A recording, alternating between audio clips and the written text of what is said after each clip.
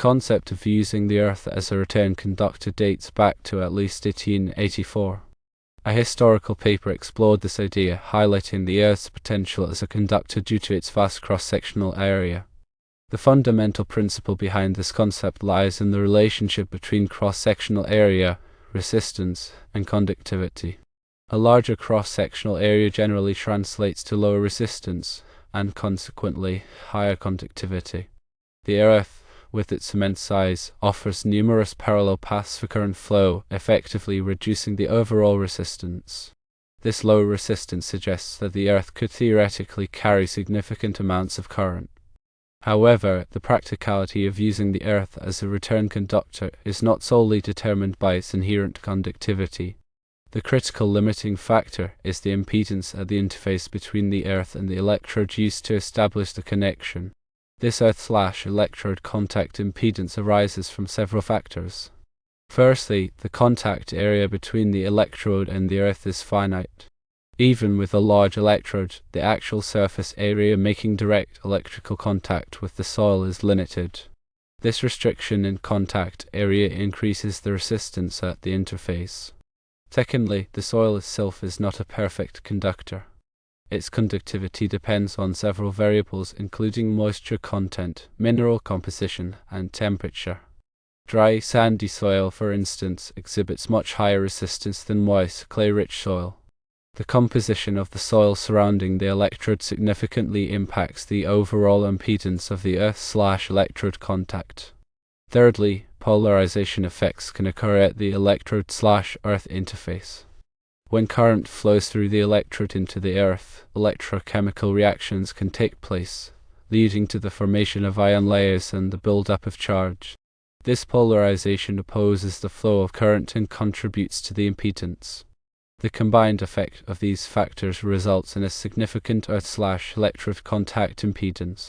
This impedance is high enough to prevent the Earth from effectively clearing a 120 volts fault in typical electrical systems.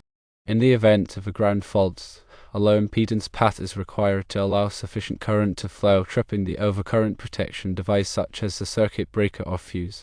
If the Earth/electrode impedance is too high, the fault current will be limited, and the overcurrent protection device may not operate.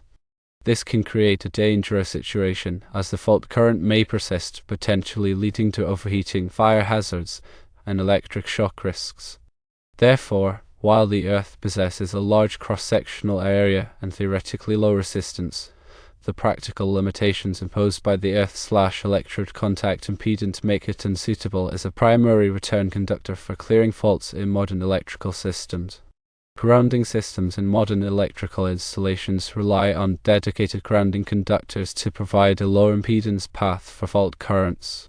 These grounding conductors are typically made of copper or aluminum and are sized according to the applicable electrical codes such as the National Electrical Code or NEC. The grounding conductors are connected to the equipment grounding terminals of electrical equipment and to a grounding electrode system.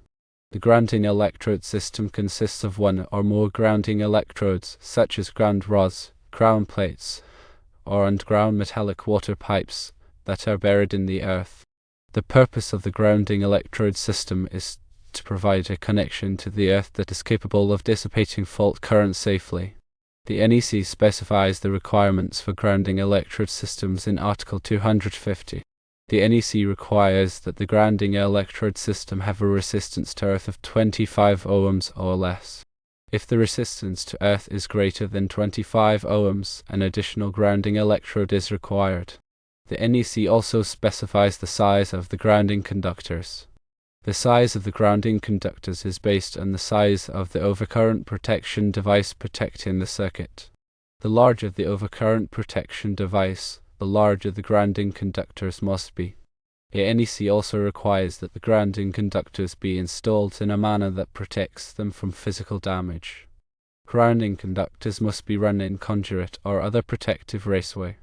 The NEC also requires that the grounding conductors be properly connected to the equipment grounding terminals and to the grounding electrode system. The connections must be made with approved connectors and must be tight and secure. Grounding is a critical aspect of electrical safety.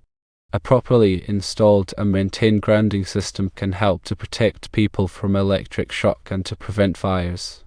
It's essential to understand the limitations of using the earth as a return conductor and to rely on dedicated grounding conductors and grounding electrode systems to ensure electrical safety.